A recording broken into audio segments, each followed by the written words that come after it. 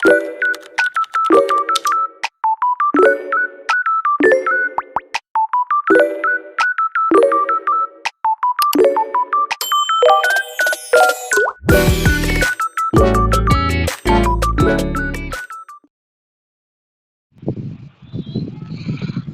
guys, so para ito sa mga nagpapaturo sa akin paano maglagay ng thumbnail para sa video mo.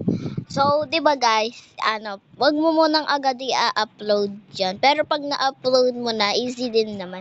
Pwede mo naman i-edit kahit na-upload mo na yung So ganito muna guys, pag 'di ba, hindi mo pa na-upload yung video mo, stop mo muna 'yan kasi tuturuan ko kayo kung paano maglagay ng thumbnails. So, makikita nyo naman dyan guys, hindi ko pa in-upload yung video ko. Ayan, hindi ko pa in-upload dyan kasi maglalagay ako ng thumbnail. And naalala ko, may nagpapaturo kung paano maglagay ng thumbnail. Kaya, ibibideo ko na rin para sa inyo, para sa mga nagpapaturo kung paano maglagay ng thumbnail.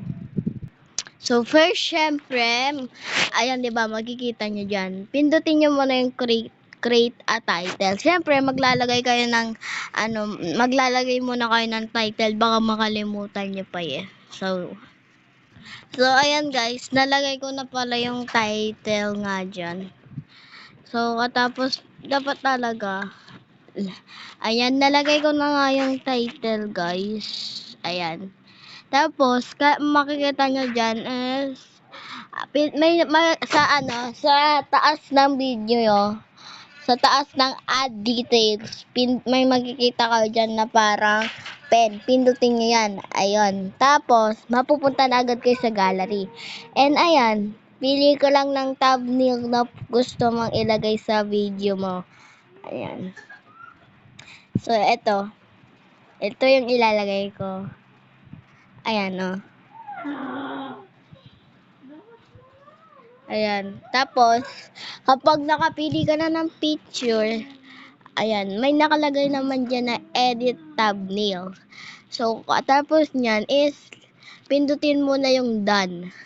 And then, ilang seconds lang. Ayan, nakalagay ka na ng thumbnail mo. O, ayan. Pag hindi pa naka-verified yung number, guys, i-verified nyo na lang. Tapos, ayun na. So, ayan, i-upload mo na yung video nyo. And, yun lang. And, meron palang nakalagay dito kung gawa pa to sa bata or gawa sa matanda. So, yes, it's made by kids. Tapos, pindutin mo na yung upload. And, ganun lang kadaling maglagay ng thumbnails and ng videos. So, bali yung ginamit ko pa ng, guys, ginamit ko dyan na pangkuha is Canva or CapCut. Basta kung alin dyan yung gusto niya. So, yun lang. Sana makatulong ako sa inyo, guys.